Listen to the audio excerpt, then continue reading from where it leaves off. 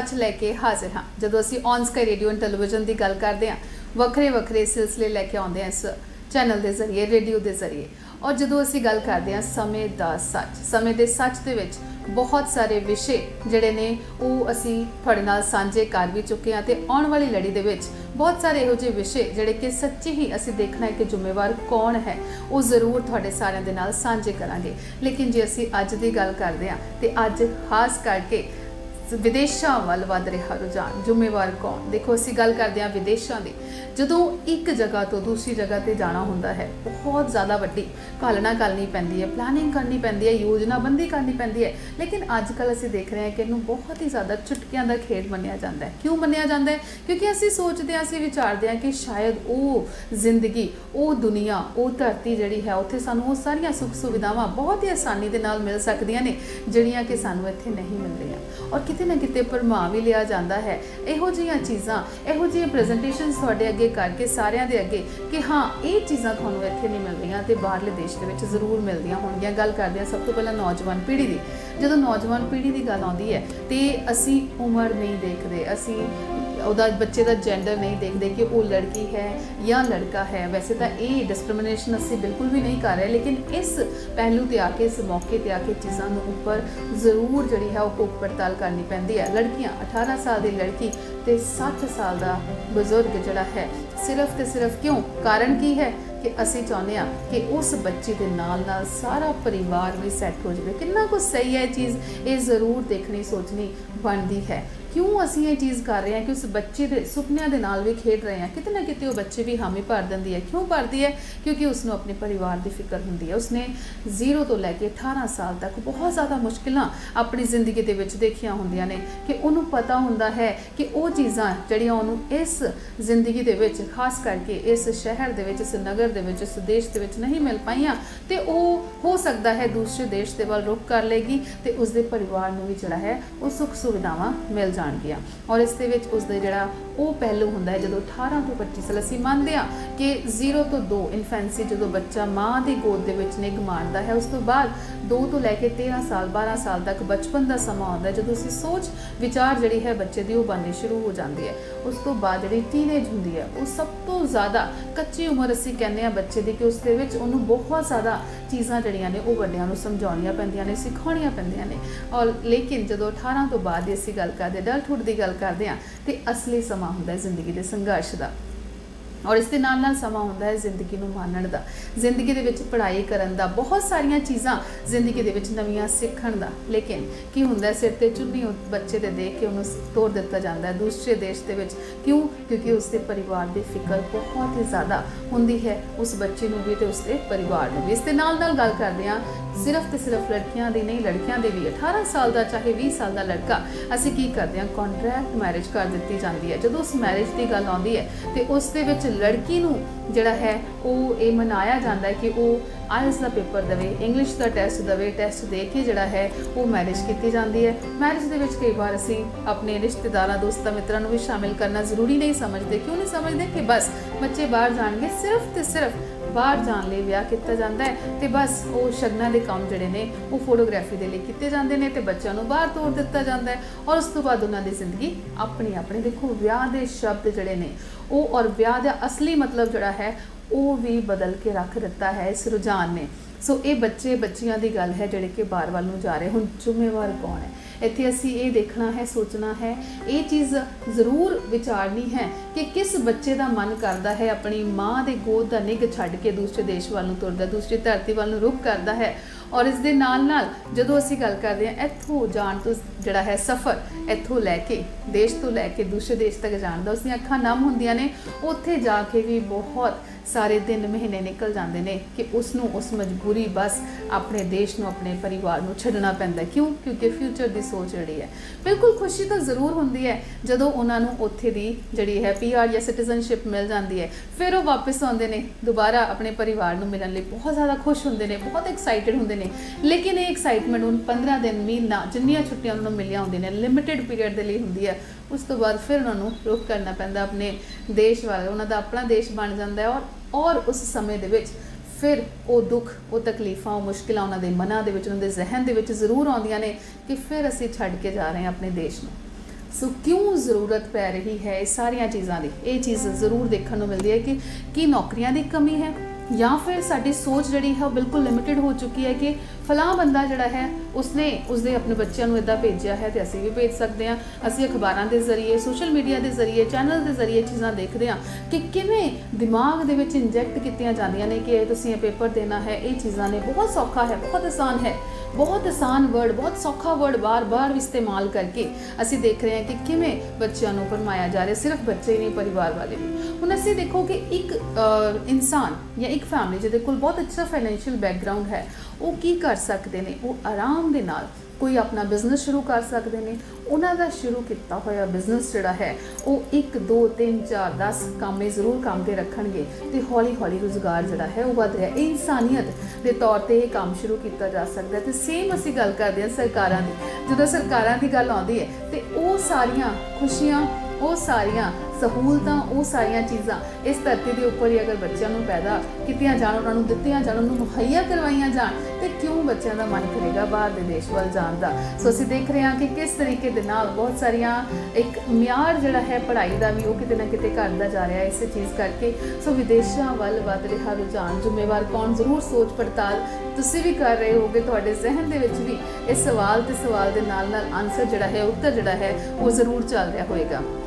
हुण असीं एक चीज़ होर देखी है कि किवें जिहड़े बच्चे ने वो जदों बाहर चले जाते हैं, बाहर जाके उन्हां दी कमाई का साधन जिहड़ा है वो बन जाता है। फिर क्यों अगर उस धरती ते रह रहे हैं, उस धरती ते ही खर्चे कर रहे हैं, उत्थे ही सब कुछ कर रहे हैं, फिर क्यों जिहड़ा है उत्थे दी करंसी नूं इंडिया की करंसी दे नाल जिहड़ा है वो मल्टीप्लीकेशन करके चैक किया जाता है। उत्थे दे खर्चे उत्थे दे हिसाब दे नाल ने, उत्थे दी कमाई उत्थे दे हिसाब दे नाल है। सो ये सारियां चीज़ां जिहड़ियां ने वो असीं क्यों कर रहे हैं। असीं दूसरिਆਂ ਨੂੰ फिर जदों कहते हैं कि सोशल मीडिया के उपर अजकल जिंदगी जिहड़ी है उहदे ते ज़्यादा विश्वास नहीं करना चाहिए, क्योंकि 1 सैकेंड लिए फोटो कराने लिए कोई भी खुश हो सकता है, लेकिन वो 1 सैकेंड के पिछे जिहड़े दिन के 24 घंटे ने उन्होंने उपर भी अगर असीं झात मार सकीए फिर ही सानूं कोई निर्णय लेना चाहिए कि हाँ ये 24 घंटे जिहड़े ने बहुत वधिया बिता रहे हैं। सो क्यों ना अपॉर्चुनिटीज़, मौके जिहड़े ने वो पैदा किए जाण। खास करके असीं अथॉरिटीज़ की गल करते हैं, अथॉरिटीज़ के वालों भी ये चीज़ां जिहड़ियां ने बहुत सौखालियां कर दित्तियां गईयां ने, बहुत सारा सहूलतां विदेश जाण लई जिहड़ियां ने वो दित्तियां जा रही ने। क्यों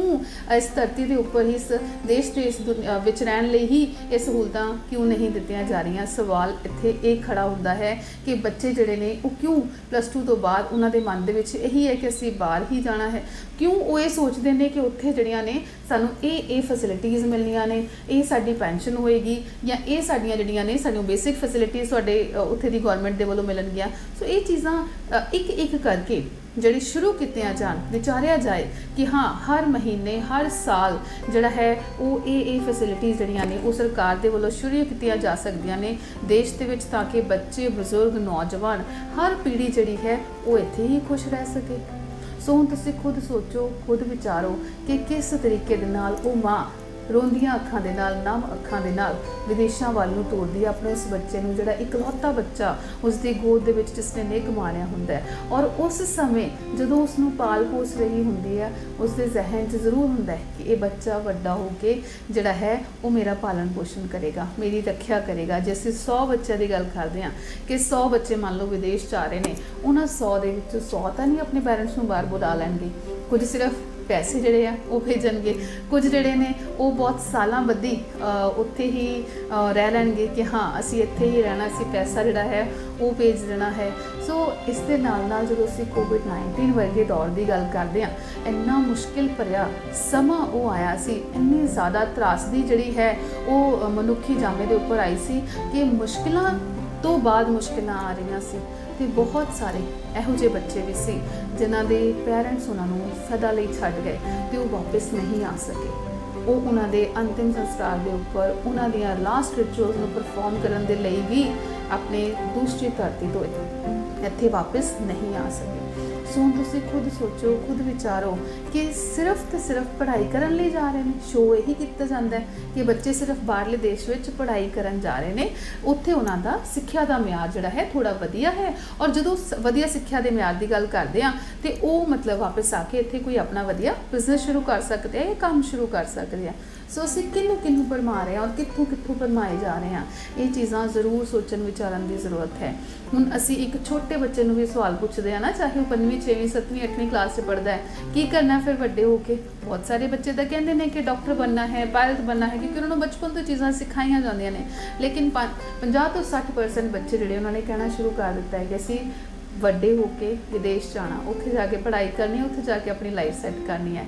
ਸੋ ਕਿਉਂ ਇਹ ਚੀਜ਼ ਇੰਨੀ ਜ਼ਿਆਦਾ ਵੱਧ ਚੁੱਕੀ ਹੈ, ਕਿਉਂ ਇਹ ਚੀਜ਼ ਜਿਹੜੀ ਹੈ ਉਹ ਜ਼ਹਿਨ ਦੇ ਵਿੱਚ ਬੱਚੇ ਦੇ ਜ਼ਹਿਨ ਦੇ ਵਿੱਚ ਆ ਚੁੱਕੀ ਹੈ।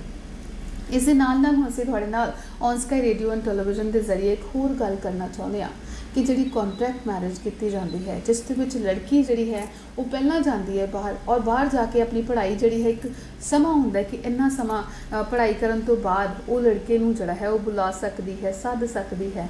ਸੋ ਦੇਖੋ ਅਸੀਂ ਮਤਲਬ ਉਹ ਸਮਾਂ, ਉਹ ਟਾਈਮ ਜਿਹੜਾ ਉਹ 4-6 ਮਹੀਨੇ ਦਾ ਹੈ, ਸਾਲ ਦਾ ਹੈ, ਕਿੰਨਾ ਮੁਸ਼ਕਿਲ ਭਰਿਆ ਬੀਤ ਰਿਹਾ ਹੈ ਲੜਕੇ ਪਰਿਵਾਰ ਦੇ ਲਈ ਵੀ, ਜਿਹੜੇ ਸਿਰਫ ਇੱਕ ਯਕੀਨ ਦੇ ਤੌਰ 'ਤੇ ਲੱਖਾਂ ਰੁਪਈਆ, ਔਰ ਉਹ ਲੱਖਾਂ ਰੁਪਈਆ ਪਤਾ ਨਹੀਂ ਕਿੱਥੋਂ ਆਇਆ ਹੁੰਦਾ ਹੈ, ਉਹ ਲੱਖਾਂ ਰੁਪਈਆ ਜ਼ਮੀਨਾਂ ਵੇਚ ਕੇ ਵੀ ਆਇਆ ਹੋ ਸਕਦਾ ਹੈ, ਉਹ ਲੱਖਾਂ ਰੁਪਈਆ ਕਰਜ਼ਾ ਚੁੱਕ ਕੇ ਵੀ ਆਇਆ ਹੋ ਸਕਦਾ ਹੈ, ਔਰ ਉਹਨਾਂ ਦੀਆਂ ਰਾਤਾਂ ਜਿਹੜੀਆਂ ਨੇ ਕਿੰਨੀਆਂ ਮੁਸ਼ਕਿਲ ਭਰੀਆਂ ਬੀਤਦੀਆਂ ਨੇ, ਔਰ ਇੰਨੀਆਂ ਕੁ ਜ਼ਿਆਦਾ ਮੁਸ਼ਕਿਲ ਭਰੀਆਂ ਬੀਤਦੀਆਂ ਨੇ ਕਿ ਉਹਨਾਂ ਨੂੰ ਸੋਚਣ ਵਿਚਾਰਨ ਦੇ ਲਈ ਵੀ, ਖਾਣ ਪੀਣ ਦੇ ਲਈ ਵੀ ਸਮਾਂ ਜਿਹੜਾ ਹੈ ਉਹ ਸਹੀ ਤਰ੍ਹਾਂ ਨਹੀਂ ਮਿਲਦਾ, ਔਰ ਉਹਨਾਂ ਨੂੰ ਜ਼ਰੂਰ ਜਿਹੜਾ ਹੈ ਕੋਈ ਨਾ ਕੋਈ ਸਾਈਕੋਲੋਜੀਕਲ ਜਾਂ ਫਿਜ਼ੀਕਲ ਪ੍ਰੋਬਲਮ ਹੋ ਜਾਂਦੀ ਹੈ ਉਸ ਦੌਰ ਦੇ ਵਿੱਚ। ਲੇਕਿਨ ਉਹ ਹੋਰ ਜ਼ਿਆਦਾ ਮੁਸ਼ਕਿਲ ਵੱਧ ਜਾਂਦੀ ਹੈ ਜਦੋਂ ਉਹਨਾਂ ਨੂੰ ਪਤਾ ਲੱਗਦਾ ਹੈ ਕਿ ਉਹ ਲੜਕੀ ਜਿਸ ਨੂੰ ਲੱਖਾਂ ਰੁਪਈਆ ਲਗਾ ਕੇ ਉਹਨਾਂ ਨੇ ਇੱਥੋਂ ਭੇਜਿਆ ਸਿਰਫ ਤੇ ਸਿਰਫ ਇਸ ਕਰਕੇ ਕਿ ਉਹਨਾਂ ਦਾ ਬੱਚਾ ਜਿਹੜਾ ਹੈ ਉਹ ਦੂਸਰੇ ਦੇਸ਼ ਦੇ ਵਿੱਚ ਜਾ ਕੇ ਸੈੱਟ ਹੋ ਸਕੇ, ਉਹ ਲੜਕੀ ਜਿਹੜੀ ਹੈ ਉਸਨੇ ਫ਼ੋਨ ਚੁੱਕਣਾ ਬੰਦ ਕਰ ਦਿੱਤਾ ਹੈ, ਉਸਨੇ ਗੱਲਬਾਤ ਕਰਨੀ ਬੰਦ ਕਰ ਦਿੱਤੀ ਹੈ, ਉਸਦੀ ਸੋਚ ਬਦਲ ਗਈ, ਉਸਦੇ ਵਿਚਾਰ ਬਦਲ ਗਏ ਨੇ,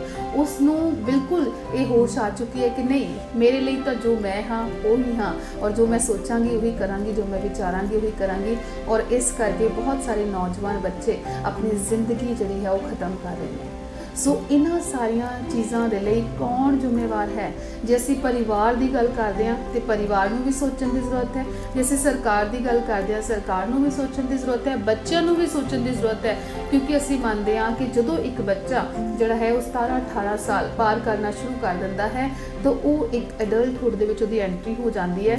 ਇਸੇ ਕਰਕੇ ਉਹਨੂੰ ਵੋਟਿੰਗ ਰਾਈਟ ਮਿਲਦਾ ਹੈ, ਇਸੇ ਕਰਕੇ ਅਸੀਂ ਫਰੀडम ਆਫ ਸਪੀਚ ਦੀ ਗੱਲ ਕਰਦੇ ਹਾਂ, ਇਸੇ ਕਰਕੇ ਹੀ ਇਹ ਸੋਚਿਆ ਵਿਚਾਰਿਆ ਜਾਂਦਾ ਹੈ ਕਿ ਉਹ ਬੱਚਾ ਆਤਮ ਨਿਰਭਰ ਹੋਣਾ ਸ਼ੁਰੂ ਹੋ ਗਿਆ ਤਾਂ ਉਸ ਦੇ ਕੋਲ ਪੂਰਾ ਹੱਕ ਹੈ ਕਿ ਉਹ ਆਪਣੀ ਸੋਚ ਨੂੰ ਅੱਗੇ ਲੈ ਕੇ ਜਾ ਸਕੇ। ਪੈਰੈਂਟਸ ਜ਼ਰੂਰ ਅਸੀਂ ਉਹਨਾਂ ਦੀ ਰਿਸਪੈਕਟ ਕਰਨੀ ਹੈ, ਲੇਕਿਨ ਬੱਚਿਆਂ ਨੂੰ ਜੇ ਕਿਤੇ ਲੱਗ ਰਿਹਾ ਕਿ ਹਾਂ ਇਹ ਚੀਜ਼ਾਂ ਜਿਹੜੀਆਂ ਨੇ ਉਹ ਅਸੀਂ ਆਪਣੇ ਦੇਸ਼ 'ਚ ਰਹਿ ਕੇ ਵੀ ਕਰ ਸਕਦੇ ਹਾਂ, ਅਸੀਂ ਇੱਥੇ ਪੜ੍ਹਾਈ ਕਰੀਏ, ਪੜ੍ਹਾਈ ਕਰਕੇ ਕੋਈ ਚੰਗੀ ਨੌਕਰੀ, ਕੋਈ ਟੈਸਟ ਪਾਸ ਕਰੀਏ, ਔਰ ਉਸ ਤੋਂ ਬਾਅਦ ਆਪਣੇ ਪੈਰੈਂਟਸ ਦੇ ਨਾਲ ਹੀ ਰਹਿ ਕੇ ਅਸੀਂ ਉਹ ਨੌਕਰੀ ਜਿਹੜੀ ਹੈ ਜਦੋਂ ਰਿਟਾਇਰਮੈਂਟ ਤੁਹਾਡੀ ਉਹ ਕੰਮ ਕਰਕੇ ਹੋਏਗੀ ਉੱਥੇ ਵੀ ਤਾਂ ਤੁਹਾਨੂੰ ਬਹੁਤ ਅੱਛਾ ਕ੍ਰੈਡਿਟ ਮਿਲੇਗਾ, ਤੁਹਾਨੂੰ ਫਾਈਨੈਂਸ਼ੀਅਲ ਸਪੋਰਟ ਵੀ ਮਿਲੇਗੀ। ਇਸ ਦੇ ਨਾਲ ਬਿਲਕੁਲ ਤੁਹਾਡੀ ਜਿਹੜੀ ਸਪੌਟਲੈਸ, ਬਿਲਕੁਲ ਸਾਫ਼ ਸੁਥਰੀ ਜ਼ਿੰਦਗੀ ਜਿਹੜੀ ਹੈ ਉਹ ਜਾਏਗੀ ਤੇ ਤੁਹਾਡੀ ਰਿਟਾਇਰਮੈਂਟ ਬਹੁਤ ਅੱਛੀ ਰਹੇਗੀ ਤੇ ਤੁਹਾਡੇ ਪਿਛਲੇ ਸਾਲ ਦੇ ਜਿਹੜੇ ਪਿਛਲੇ ਦਿਨ ਹੈਗੇ ਨੇ ਜ਼ਿੰਦਗੀ ਦੇ, ਪਿਛਲੇ ਸਾਲ ਨੇ ਜ਼ਿੰਦਗੀ ਦੇ, ਉਹ ਵੀ ਬਹੁਤ ਚੰਗੇ ਬੀਤਣਗੇ।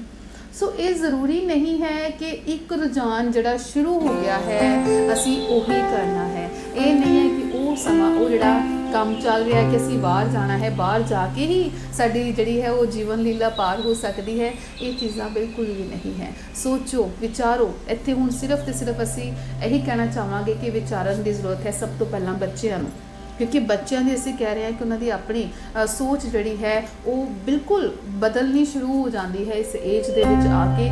ਉਹਨਾਂ ਦੀ ਵਿਚਾਰਨ ਦੀ ਸ਼ਕਤੀ ਜਿਹੜੀ ਹੈ ਉਹ ਵੱਧ ਜਾਂਦੀ ਹੈ, ਉਹਨਾਂ ਦੇ ਵਿੱਚ ਇੱਕ ਇਹੋ ਜਿਹੀ ਗਤੀਵਿਧੀਆਂ ਉਹਨਾਂ ਦੇ ਦਿਮਾਗ ਦੇ ਵਿੱਚ ਚੱਲਣੀਆਂ ਸ਼ੁਰੂ ਹੋ ਜਾਂਦੀਆਂ ਨੇ, ਇਹੋ ਜਿਹੀ ਸੋਚ ਵਿਚਾਰਨ ਦੀ ਜ਼ਿਹਨ ਦੇ ਵਿੱਚ ਜਿਹੜੀ ਹੈ ਉਹ ਹੋ ਜਾਂਦੀ ਹੈ ਕਿ ਉਹ ਨਿਰਣਾ ਸਹੀ ਲੈ ਸਕਦੇ ਨੇ। ਤਾਂ ਹੀ ਤਾਂ ਅਸੀਂ ਬੱਚਿਆਂ ਨੂੰ ਬਾਹਰ ਭੇਜਦੇ ਹਾਂ, ਔਰ ਇਹ ਵੀ ਨਹੀਂ ਦੇਖ ਰਹੇ ਕਿ ਉਹ ਬੱਚੇ ਗੁਰਦੁਆਰਿਆਂ ਦੇ ਵਿੱਚ ਰਹਿ ਰਹੇ ਨੇ ਜਾਂ 10-10 ਬੱਚੇ, 8-8 ਬੱਚੇ, 6-6 ਬੱਚੇ ਇੱਕ ਕਮਰਿਆਂ ਦੇ ਵਿੱਚ ਰਹਿ ਰਹੇ ਨੇ। ਕਿੰਨਾ ਸਮਾਂ, ਸਾਲ, 2 ਸਾਲ, 5 ਸਾਲ, ਜਦੋਂ ਤੱਕ ਉਹਨਾਂ ਨੂੰ ਉੱਥੋਂ ਦੇ ਲੀਗਲ ਪੇਪਰ ਸਾਰੇ ਪ੍ਰੋਪਰ ਨਹੀਂ ਮਿਲਦੇ, ਉਸ ਸਮੇਂ ਤੱਕ ਉਹਨਾਂ ਦੇ ਜੀਵਨ ਦੇ ਵਿੱਚ ਕਿੰਨੀਆਂ ਮੁਸ਼ਕਿਲਾਂ ਆਉਂਦੀਆਂ ਨੇ।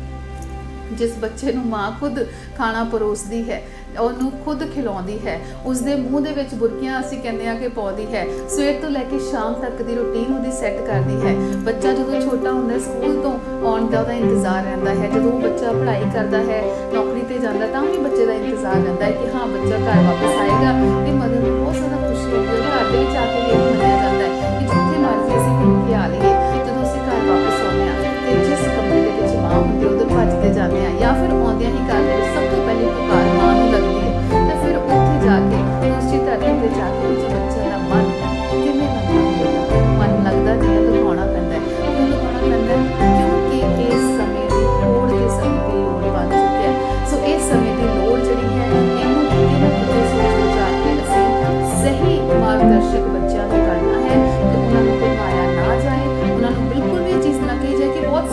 अजकल तो बाहर जाना, ये चीज़ां तुसीं करोगे तुसीं बाहर जा सकते हो, टैस्ट तुसीं दोगे तुसीं बाहर जा सकते हो, सिर्फ इन्ने पैसे लगने ने तुसीं बाहर जा सकते हो।